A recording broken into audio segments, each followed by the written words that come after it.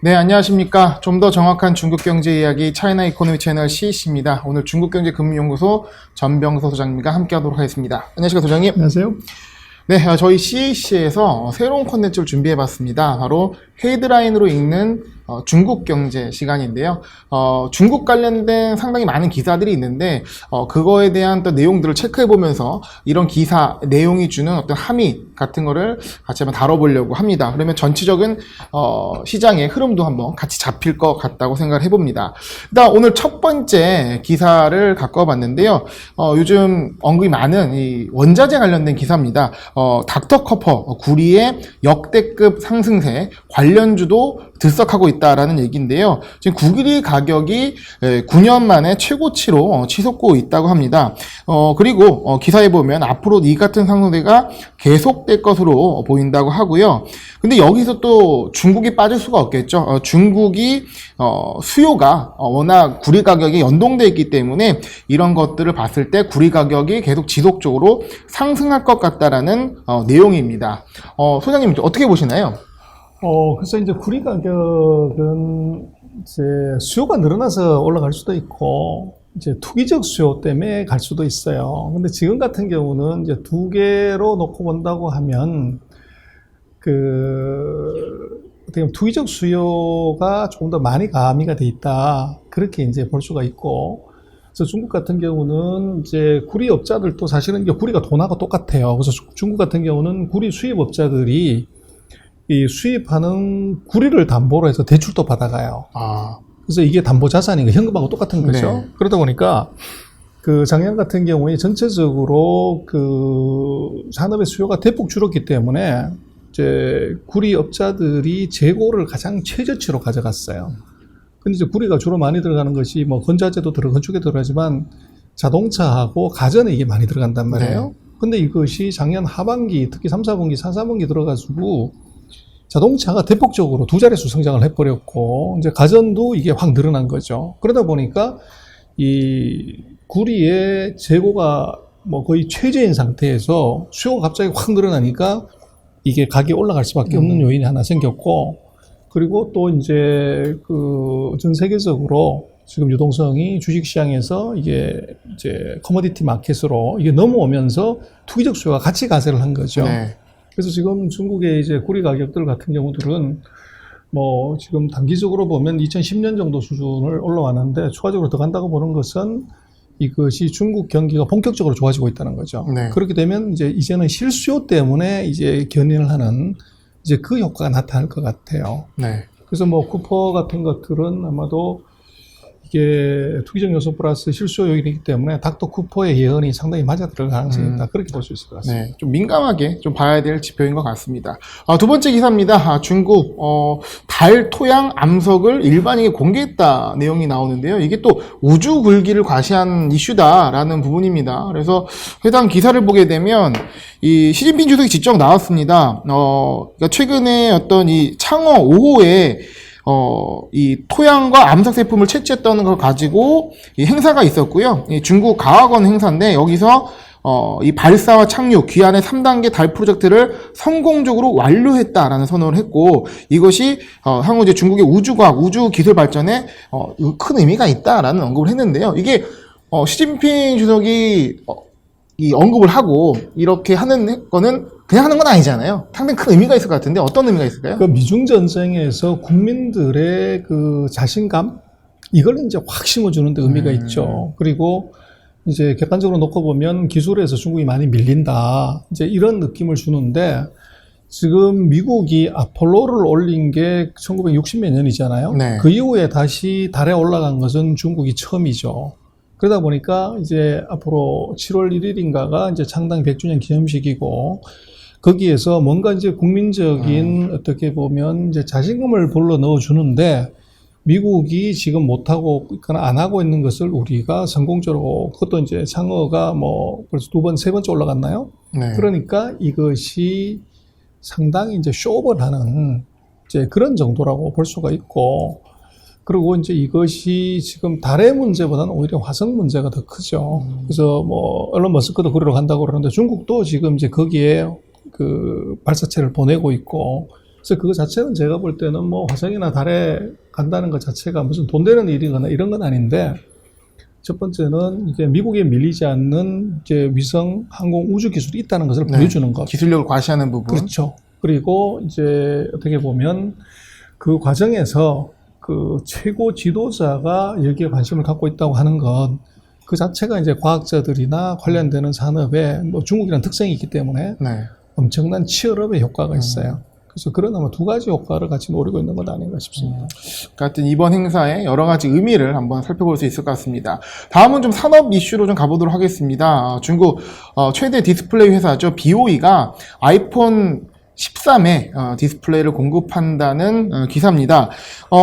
이 BOE가 아이폰 13용 OLED 패널의 주요 공급 업체 중 하나가 될 것이다 라는 대만발 뉴스인데요.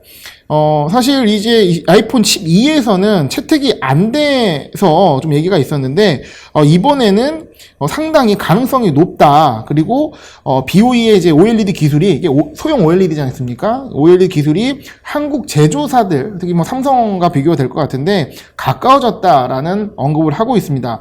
국내 기업 입장에서는 좀 긴장되는 부분이기도 하고, 투자자분들 입장에서도 좀 체크볼 이슈가 아닌가 생각을 하는데, 어떻게 보시나요? 그래서 지금 뭐 LCD 산업 같은 경우는 우리가 뭐 패권을 갖고 있다가 이미 중국이 뭐 그 완전히 세계 1등을 지금 하고 있죠. 네. 그래서 이건 이제 넘어갔다고 봐야 되고, 대신 이제 우리가 그 OLED 쪽에서 이제 뭐 선방은 하고 있지만 이것도 이제 기술 격차가 크지 않다는 거죠. 않고, 그리고 이제 앞으로는 뭐 핸드폰용이 이제 아무래도 많이 쓰이게 되는데, 거기에서도 우리가 지금 현재로서는 우리가 강점이 있지만 아마 이것도 중국이 캐치업하는데 이 시간의 문제일 뿐, 그렇게 우리가 새로운 기술이 뭐 나타나지 않는다고 하면 쉽지 않을 거다 이렇게 생각할 수 있고, 네. 그 지금 반면에 그 애플의 패널을 BOE가 납품하는 것, 그것은 뭐 상당히 일리가 있는 것일 수밖에 없어요. 그래서 왜 그러냐 그러면 지금 애플의 최대 핸드폰의 경쟁자는 삼성전자잖아요. 그러니까 뭐 애플 입장에서는 경쟁자의 그 제품을 쓰기가 네. 굉장히 껄끄럽죠, 당연히. 그러니까 쓰지는 않는 것이고, 그리고 이제 그 LG도 뭐 지금 접내 만회하지만 여전히 핸드폰을 하고 있기 때문에 이게 경쟁자의 제품이 되죠. 네. 그리고 또 지금 그 애플 같은 경우는 이 핸드폰을 다 중국에서 만들기 때문에 중국에 있는 이제 공장들에서 퀄리티에 맞춘다고 하면 중국 공장의 제품을 갖다 내 딜리버리 측면이나 AS 측면에서 월등히 유리하죠. 그래서 그러다 보니까 당연히 이제 BOE 거를 이제 테스트하거나 이제 쓸 수가 있고, 또 지금 뭐 미중 관계가 여러 가지 이제 어려움들이 있지만 애플 입장에서는 미국하고의 관계보다도 이건 장사꾼이기 때문에 중국 정부하고의 관계가 틀어지지 않는 것이 중요하죠. 네. 그렇게 되면 이것이 이제 삼성이나 LG 거를 쓰지 않고 소니 거를 쓰지 않고 이게 중국 거를 써준다는 것이 중국 입장에서는 굉장히 이제 어떻게 보면 땡스코를 할 수 있는 네. 그런 의미도 있죠. 그래서 그런 제가 볼 때는 복합적인 이유가 있는 거가 아닌가 싶고, 저 주목해야 될 것은 이제 BOE가 지금 이제 한국의 현대 LCD를 라인을 뜯어가서 만든 허접한 회사가 지금 이제 세계 최대 회사로 발돋움하고 있다는 거죠. 그래서 뭐 BOE는 우리가 계속적으로 좀 팔로우를 하고 봐야 될 회사가 아닌가 싶습니다. 네, 저희가 패널 관련해서는 저번에 이제 한국 디스플레이 협회 본부장님과 또 함께 영상을 촬영했는데요. 그런 부분도 같이 참고하시면 좋을 것 같습니다. 다음 기사입니다. 배터리 관련 뉴스입니다. 중국의 CATL 파격적인 공세를 펼치고 있고, 이로 인해서 국내 배터리 3사의 주가 충격을 주고 있다는 내용입니다. 지금 이제 이게 23일 날 기사인데요. 당시에 이제 LG화학과 삼성 SDI, SK이노베이션 대표적인 배터리 3사죠. 주가가 좀 크게 밀렸는데, 이것의 원인이 CATL이 공격적인 행보를 하고 있다는 것으로 나오고 있고요. 특히 좀 현대차 그룹이 이 CATL과 공급 라인을 이제 계약하는 부분이 알려지면서 이런 부분이 또 주가에 영향을 미치지 않나 생각을 합니다. 이 배터리는 저희가 오늘 촬영도 했지만 이 바이든 대통령 입장에서도 이 반도체와 연결해서 중국을 견제하는 수단으로 보고 있는데, 이거 어떻게 봐야 될까요? 그래서 뭐, 이제, 우리 현대차가 중국 기업하고도 뭐를 했다, 이제 이런 것에 대해서 우리가 사기라고 생각할 수 있지만, 지금 놓고 보면, 마켓 쉐어로 보면, 이제 CATL이 뭐, 우리 LG보다 조금 더 소수점 한 자리 숫자 정도 더 가 있는 건 맞는 것 같아요.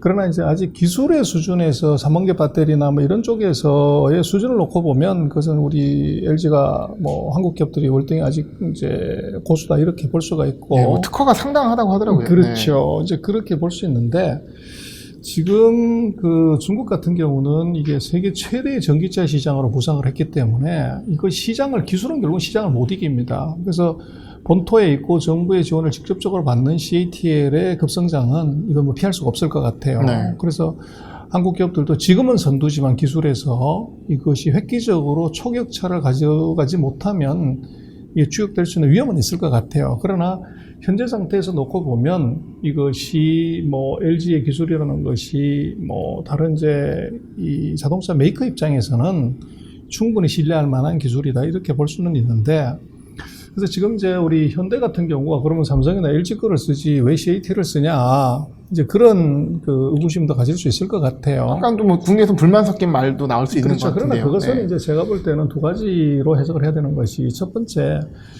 뭐 모든 이제 그 전자제품의 자동차 마찬가지로 다 듀얼 밴드를 쓰죠. 그래서 한 군데만 독점하는 경우는 없고 이제 두 군데, 세 군데를 이제 도서 유사시를 대비하게 되죠. 그래서 메인 밴더가 있고 보조 밴더가 있듯이 그런 측면에서 놓고 보면 이제 한국 기업을 당연히 메인으로 쓰지만 다른 기업들을 쓸 때 어느 나라 기업을 쓸래? 그랬을 때 이제 포트폴리오 차원에서 한국에서 뭔가 문제가 생겼다고 하면 이제 다른 나라에서 갖고 오는 것이 세입할 수 있죠. 그래서 포트폴리오 차원에서 이제 중국 기업을 선택했다 이렇게 볼 수도 있고. 선택지가 뭐 중국 아니면 일본밖에 없지 않습니까? 그렇죠. 근데 네. 일본은 뭐 지금 우리가 그러니까. 네. 그리고 또 하나는 이제 현대 입장에서는 전기차가 아닌 기존 자동차가 중국의 익스포저가 제일 크죠. 그랬을 때 이제 중국과의 뭐 조금 좋은 관계를 유지해 놓는 것이 중국 정부와의 관계에서도 뭔가 문제가 생겼을 때 문제를 푸는데 상당히 유리한 이제 그런 것도 있을 수가 있죠. 그래서 네. 그것은 아마 뭐 한국 기업이 실력이 없어서 그렇다, 배터리 회사들이 또는 한국 기업과 등을 지어야 돼. 제가 볼 때 그런 건 전혀 아닌 것 같고, 오히려 이제 어떻게 보면 리스크 관리 차원에서 또 어떻게 보면 이제 중국과의 정책적인 그 전략 그런 측면에서 아마 선택을 한 거 아닌가 싶습니다. 네, 이어서 조금 민감한 뉴스 같은데요. 이 히토류 생산을 늘리는 중국, 바이든에게 화해 제스처를 취한 것이 아니냐라는 기사 내용입니다. 내용을 보시게 되면 이 중국 정보기술산업부와 천연자원부에서는 이 올 상반기 히토류 생산량을 지난해 같은 시기에 비해서 상당량을 증가할 수 있다라는 발표가 나왔고요. 근데 이 히토류 같은 경우가 저희가 또 방송 따로 준비했지만 매장량이 제한돼 있고 중국이 현재 생산량의 60% 이상을 차지하는 최대의 생산국이어서 이 히토류를 중국이 무기화하지 않느냐라는 이제 우려가 있는 상황인데요. 이런 거에 대해서 히토류 가격이 또 급격히 상승하고 있고 이 히토류의 총량을 관리로 핵심으로 하는 히토류 관리 조례 초안을 공개하면서 이런 시장의 우려가 좀 더 나오지 않나 생각을 하고 있습니다. 이 부분에서 어떻게 생각하시나요?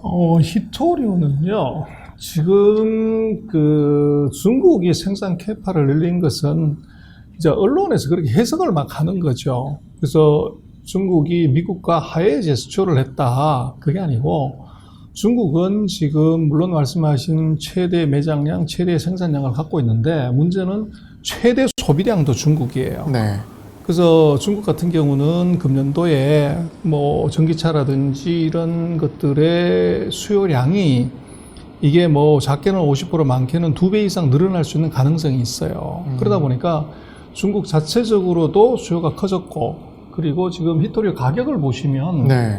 금년 1월 달부터 시작을 해가지고 1월 달에 293달러에서 톤당 지금 372달러로 뭐 27% 올라갔어요. 그러니까 올해만 벌써 저렇게 많이 올랐다는 거죠. 그렇죠. 그러면 연율로 치면 뭐 거의 한 180% 정도 올라갔다고 봐야 되는데, 네.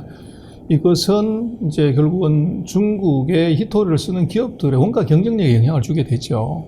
그래서 중국은 이제 자체적인 어떻게 보면 수요를 위해서도 늘려야 되고, 또 기업 자체의 경쟁력을 위해서도 늘려야 되기 때문에 27%의 생산 캐파를 늘리는, 그러니까 뭐 우리 지금 히터로 관련되는 시리즈를 2편을 지금 이제 그 영상을 만들고 있지만 그 안을 자세히 보시면 디테일하게 나오겠지만 그것은 이게 중국 내부적인 수요가 더 크다, 그렇게 봐야 될 것 같고, 또 바이든 대통령이 이제 히토류에 대해서도 걱정을 하면서 이렇게 하는데, 그것은 이걸 전체의 70%, 90%를 장악하고 있는 중국을 포위해서 죽인다는 건 말이 안 되는 거죠. 오히려 중국이 그것을 무기화를 할까봐 네. 선제적으로 어떻게 보면 찔러보는 거다. 바이든의 히토류 동맹의 얘기는 그렇게 해석을 하는 것이 맞을 것 같아요. 네. 그리고 지금 미국도 이제 히토류가 없는 것은 아니고 한 16%에서 20% 정도를 갖고 있는데, 이것이 환경 오염 문제라든지 뭐 방사능 이런 문제 때문에 생산하지 않고 있는 것이고, 만약에 정말로 중국이 무기화를 한다고 하면 미국은 자체 생산을 재개할 겁니다. 그래서 지금 요건에 대해서는 이제 중국의 생산 캐파 확대는 그것은 자체 수요가 크지 미국과 화해를 하기 위한 제스처를 한다, 이것은 중국의 내부의 사정을 놓고 보면 조금 스토리가 다르다, 이렇게 볼 수 있고, 또 바이든 대통령의 동맹 얘기도 저것은 어떻게 보면 동맹에서 중국의 히토류를 죽이자고 하는 것이나 현실적으로 죽일 수가 없기 때문에 오히려 이 겁나기 때문에 먼저 사전적으로 하지 말라고 하는 경고의 의미, 네. 그렇게 해석을 하는 게 맞을 것 같아요. 좀 팩트 체크가 좀 필요한 사안 같고요. 히토류 관련해서는 저희가 오늘 좀 집중적으로 영상을 만들어 올릴 거기 때문에 그걸 같이 참고해 주면 좋을 것 같습니다. 이거 이어서 연계해서 보시면 좋을 것 같은데요. 이게 이 중국은 경쟁 상대다, 무기 개발 투명성을 요구하고 미국이 중국의 화해 제스처를 걷어찼다라는 기사가 나왔습니다. 좀 미중의 갈등에 불을 붙이는 내용이 아닌가 싶은데요. 일단은 젠 사키 백악관 대변인이 기자회견을 통해서 이런 얘기를 했습니다. 미국은 중국을 강력한 경쟁 상대로 보고 있다라는 얘기를 했고요. 이것은 이 왕이 그 중국 외교 담당 국무위원 겸 외교부장의 발언에 대답의 성격을 갖고 있다라는 것인데요. 왕이 부장이 뭐라고 했냐면, 이 중국의 핵심 이익을 침해하는 선에서 미국과의 대화를 통한 관계 개선을 원한다라는 메시지를 보냈거든요. 이거에 대한 답이 조금 공격적인 답이 나왔던 것 같습니다. 그리고 이 프라이어스 대변인, 국무부 대변인입니다. 이게 오른쪽에 나와 있는 분인데요.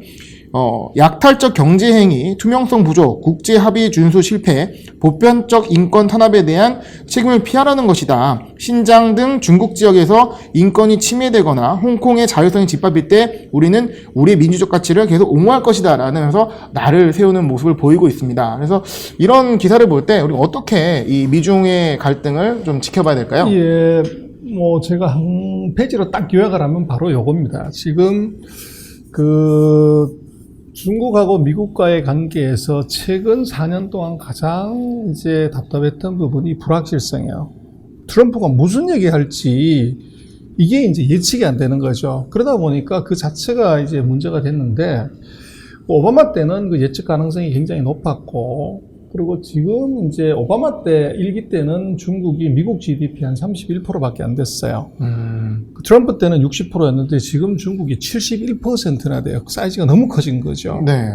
그래서 이제 바이든 같은 경우는 이것을 이제 자초시키거나 안정화를 시켜야 되는데, 지금 바이든의 전략은 4가지예요. 전략 경쟁, 동맹 공격, 인권 내교, 기술 전쟁. 이 4가지가 중국을 공략하는 핵심 4가지 포인트인데, 지금 이제 말씀하신 그 경쟁 상대라고 보는 것이 바로 이 전략 경쟁을 해결하는 겁니다.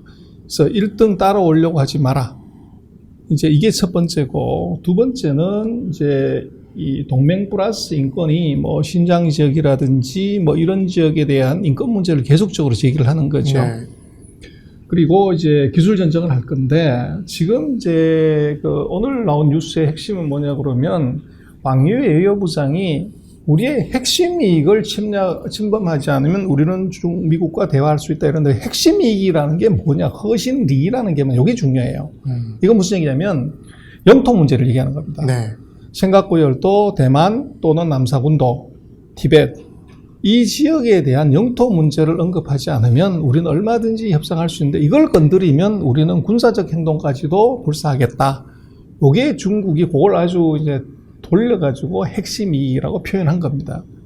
근데 문제는 거기에 대응하는 이제 미국의 얘기는 그 웃기는 얘기 하지 마라. 우리가 너희들하고 협상하는 거가 아니고 강력한 경쟁 상대로 본다고 하는 적으로 본다는 얘기예요.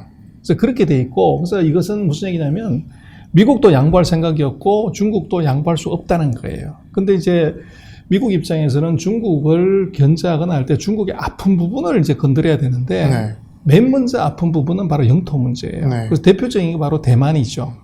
그래서 대만을 건드리게 되면 중국은 이제 어떻게 보면 이제 국민당이 중국 본토에서 대만으로 갔기 때문에 사실은 국가를 통일한 게 아니죠. 그래서 중국의 최대 이제 외교 문제는 대만을 통일하는 것인데 미국이 대만을 계속적으로 지금 지원을 하고 있다고요.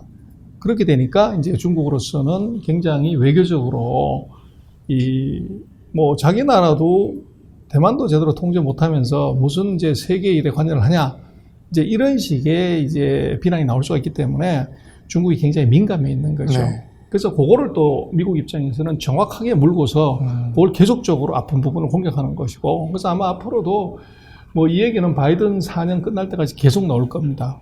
나오지만 이것은 해법은 없다. 결국은 이것을 해결하는 것은 무력 충돌밖에 없는데, 핵을 가진 나라끼리 무력 충돌은 그것은 뭐 1945년 이후로 지금 있은 적이 없어요. 그래서 계속 이거 어떻게 보면 말싸움이 계속될 거라는 나토. 말씀이에요. 예. 그러니까 노 액션 토킹 오니 네. 이럴 가능성이 있어 보입니다. 어떻게 보면 이제 각국의 보이스들의 이런 갈등, 충돌, 분위기 고조 이런 현상들은 지속될 것 같습니다. 해당되는 기사들은 좀 계속 나올 것 같다는 예상을 해보네요. 다음 기사입니다. 징동물류의 홍콩 상장이 초읽기에 왔다라는 내용인데요. 이 징동이 자회사죠. 핵심 자회사를 할 수 있는 징동물류가 홍콩거래소의 기업 공개 이 신청서를 제출했다는 내용입니다. 이 보도가 사실이라면 올해 3월 말까지 상장할 것이 예상되는 상황이고요. 이 징동 물류 같은 경우는 2007년부터 징동은 자체 물류 창고를 지어왔고, 이 2017년에는 물류 자회사인 징동 물류를 설립해서 상당히 오래된 그리고 좀 핵심 산업이라고 좀 평가받고 있습니다.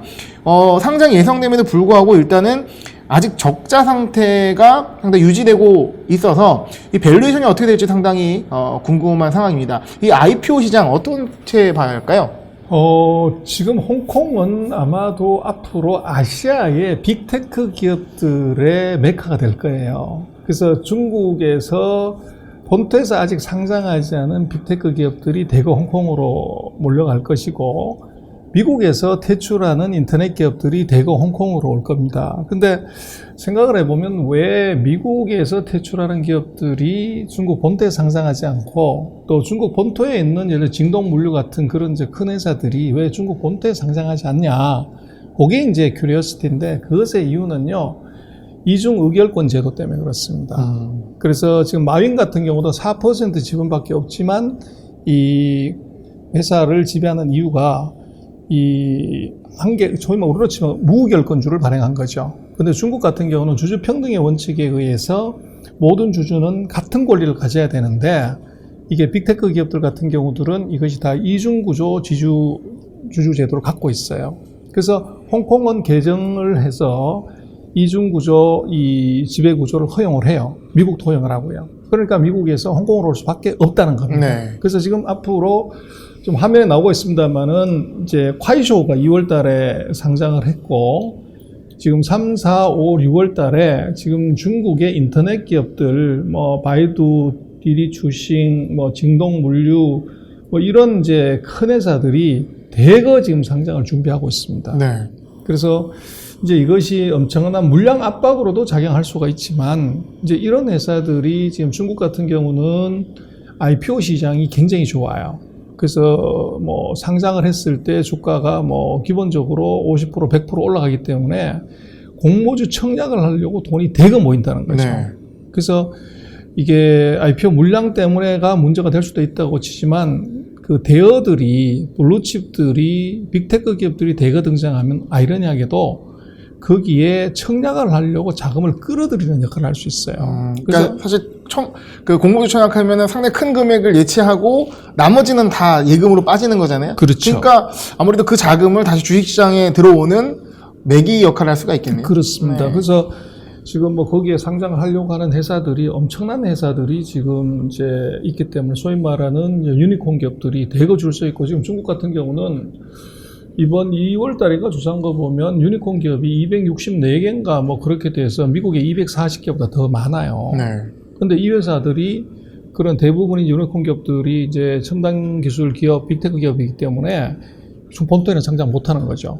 그렇게 되면 이제 거대한 빅테크 기업들이 홍콩에 상장을 하게 되고 그러면 홍콩이 전 세계에서 미국을 뺀 최대의 인터넷 빅테크 기업들의 이 집산지가 될 수 있어요. 그렇게 되면 이제 글로벌 인베스터들 입장에서는 이게 빅테크 기업을 살려고 하면 홍콩으로 가야 되는 불상사가 생기는 거죠. 그래서 홍콩은 아마도 금년 내내 그 대형 빅테크 기업들의 상장 이것 때문에 계속적으로 이제 주목을 받을 수밖에 없을 것 같아요. 네. 마지막 기사입니다. 알리바바, 징동닷컴 같은 중국의 빅테크 기업들이 식량기 극복 위해 식료품 사업에 집중하고 있다라는 기사입니다. 지금 기술 대기업의 유통망 의존도가 현재 코로나 시국에 가파르게 올라왔고요. 그리고 이런 기업들이 이 농산물, 식료품 시장에 진출하는 것은 이 정부의 압박, 즉 기존의 과점 있는 시장에서 벗어나서 압박을 상쇄 효과도 누린다고 보고 있습니다. 그리고 시장 자체의 평가는 농업은 중국 정부가 지원하는 중요한 용역이기 때문에 이런 부분을 좀 긍정적으로 평가하고 있는 것 같습니다. 이 부분에 대해서 좀 더 살펴볼 부분이 있을까요? 예, 그래서 지금 중국 같은 경우는 뭐 전자상거래 회사들 알리바바, 탄센트, 핀두오도가 다 농업에 들어왔어요. 네. 그리고 이제 알리바바 같은 건 2018년에 이미 돼지 키우는데 들어왔어요. 그래서 지금 보시는 영상이 바로 그건데 지금 돼지를 그 카메라로 영상 처리를 해서 돼지가 어디가 아픈지 컨디션이 나쁜지 좋은지를 이걸 알아내요. 그리고 이제 이 돼지 우는 소리를 통해 가지고 음성 인식을 통해서 이게 뭐 주인이 돼지우리를 계속 볼 수 없으니까 그 음성을 분석을 해서 돼지가 아픈지 안 아픈지를 체크하는 음성 인식 기술. 그리고 이제 그 인공지능 AI를 통해서 자외선 센서를 통해 가지고 이제 돼지들의 움직임을 체크한다든지 또 재미난 것은 중국은 지금 안면 인식이 굉장히 발달해 있어요. 네. 그래서 이게 이 돼지의 안면 인식을 해서 돼지의 표정 관리를 체크해서 돼지가 사료를 먹을 때 그 표정을 보고서 이 돼지가 건강도를 체크할 수 있는 네. 그 정도의 빅데이터가 쌓였다는 얘기죠. 그렇죠. 네. 그래서 이게 지금 중국이 빅테크 기술을 농업에 대거 적용을 해요. 그래서 이게 이제 지금 알리바바, 징동, 심지어는 왕커, 헝따, 비구이엔 건설 회사들도 다 이리로 들어와요. 뭔가 비전이 있으니까 그러지 않겠습니까? 그래서 이제 그게 여러 가지 의미가 있는데 첫 번째는 돈이 되니까 하는 거고요. 네. 두 번째는 이제 정부하고 좋은 관계를 유지하는데 이게 중요해요. 그래서 지금 이제 왜 돼지 키우는데 이렇게 우리도 좀 큰 재벌들이 들어오냐고 그러면 중국은 가장 많이 먹는 고기가 돼지고기예요. 이거 들었던 것 같습니다. 1년에 네. 돼지를 몇 마리 먹을 것 같습니까? 중국이 1년에 돼지를 한 7억 2천만 마리에서 8억 마리를 먹어요. 그냥 씨를 말리는. 어마어마한데, 근데 이제 14억이니까. 네. 그래서 우리도 생각을 해보면은 뭐 7억 마리라고 하더라도. 우리 삼겹살은 이제 못지 않게 먹을 것 같긴 한데. 그렇죠. 예. 우리 생각하면은 뭐, 이렇게 돼지 100kg짜리라고, 뭐 60kg에서 100kg짜리라고 하면 뭐 뼈 빼고 다 빼고 나면 글쎄 한 5, 60kg라고 고기만 그렇다고 보면 1년으로 나누면 그게 뭐 충분히 14억이니까 그렇게 되죠. 근데 문제는 이제 중국이 그 ASF, 그러니까 아프리카 스와인플루 돼지 열병이 아프리카 돼지 열병이 걸려가지고 이게 지금 아프리카에서 러시아로 갔다가 러시아에서 중국으로 내려오면서 돼지가 몰살을 한 거죠. 엄청나게 고생했지 않았습니까? 그렇습니다. 돼지값도 폭등을 하고. 그래서 돼지가 1억 3천만 마리가 이제 죽었거나 도살을 했어요. 근데 이제 7억 마리 중에서 1억 3천만이니까 가격이 폭등하는, 그래서 돼지고기 가격이 2배 올랐습니다. 그래서 그게 이제 문제가 된 것이 결국은 이게 모건굿버니니 하는 중국의 그 돼지 사육하는 회사의 주가가 작년에 폭등을 했죠.